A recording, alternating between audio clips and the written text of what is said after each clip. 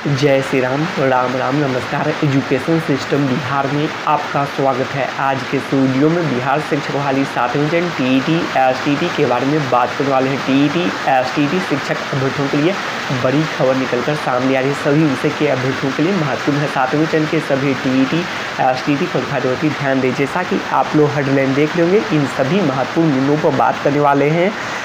प्रदर्शन कर रहे हैं अभ्यर्थियों, लगातार अभ्यर्थी प्रदर्शन कर रहे हैं और पिछले दिन की खबर के अनुसार आप लोग जानते भी हैं, कल के खबर के अनुसार तो अभ्यर्थी लगातार प्रदर्शन कर रहे हैं, अपनी मांग को रख रहे हैं, बात कर रहे हैं मेरिट अभ्यर्थियों के बारे में।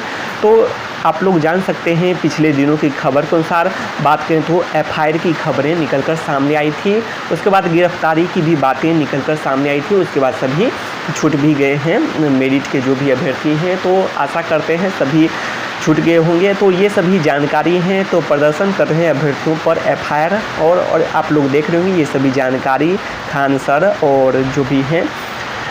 तो आगे देख लेते हैं यह जानकारी। अच्छी खबर, मेरिट बराबर नोट इन मेरिट। तो पहले भी बातें करते हैं और किए भी हैं कि मेरिट बराबर नोट इन मेरिट समझा जाए। तो जी बिल्कुल, सभी क्वालिफाइड हैं, सभी पात्र हैं, सभी आवेदन कर सकते हैं। यह बातें कई बार स्पष्ट हो चुकी है। यहाँ तक कि शिक्षा मंत्री जी भी कई बार स्पष्ट कर चुके हैं। यहाँ तक कि बिहार विधानसभा का जो सत्र आयोजन हुआ था सदन में, तो उसमें भी बातें शिक्षा मंत्री जी द्वारा स्पष्ट कर दी गई थी। तो सभी जगह स्पष्ट हो चुका है। सभी, यहाँ तक कि न्यायालय की बात करें तो सभी जगह अब स्पष्ट हो चुका है। मेरिट बराबर नोट इन मेरिट, अर्थात मेरिट नोट इन मेरिट कुछ अब रहा नहीं। सभी क्वालिफाइड हैं, सभी पात्र हैं।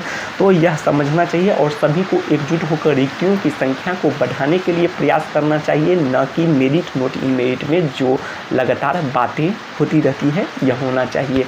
और आप लोग जानते हैं जो मेरिट लिस्ट में जो अभ्यर्थी हैं उनकी जो मांगे हैं, तो उनकी मांगे में आप लोग जान सकते हैं कि एसटीटी मार्क्स के आधार पर बहाली की बातें भी होती है और साथ साथ मेरिट नोट इन मेरिट की भी बातें लगातार की जाती है। तो ये नहीं होना चाहिए, जबकि सभी को एकजुट होकर रिक्तियों की संख्या को बढ़ाने का प्रयास करना चाहिए। और रिक्तियों की संख्या बढ़ते ही आप लोग जान सकते हैं मेरिट और नोट इन मेरिट का विवाद भी समाप्त हो जाएगा।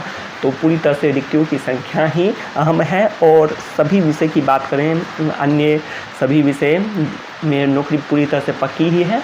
2 विषय को छोड़कर, जैसे कि सोशल साइंस और कंप्यूटर साइंस विषय में बात करें तो इसमें भी लगभग नौकरी पक्की है। और सोशल साइंस विषय में तो रिक्तियों की संख्या बिल्कुल ही बढ़ सकती है। काफ़ी रिक्तियों की संख्या, काफ़ी पद सृजित और स्वीकृत रखे हुए हैं, जिस पर पहले भी बातें की हैं, 5054 और 5425। तो ये सभी पद हैं और संख्या बढ़ेगी ही रिक्तियों की संख्या। साथ साथ सीटेट जो पास हैं और क्लास 1 से 8 में भी जा सकते हैं, तो 6 से 8 में जा सकते हैं जो सीटेट क्वालिफाइड हैं। और कई ऐसे भी अभ्यर्थी हैं जिनका नज़दीक में हो जाता है और छठे चरण में भी हुआ है। तो इस तरह से सोशल साइंस में तो नौकरी पूरी तरह से पक्की हो ही जाएगी। और कंप्यूटर साइंस विषय में बात करें तो इसमें भी संभव है, नौकरी पक्की बिल्कुल ही संभव है कंप्यूटर साइंस विषय में भी।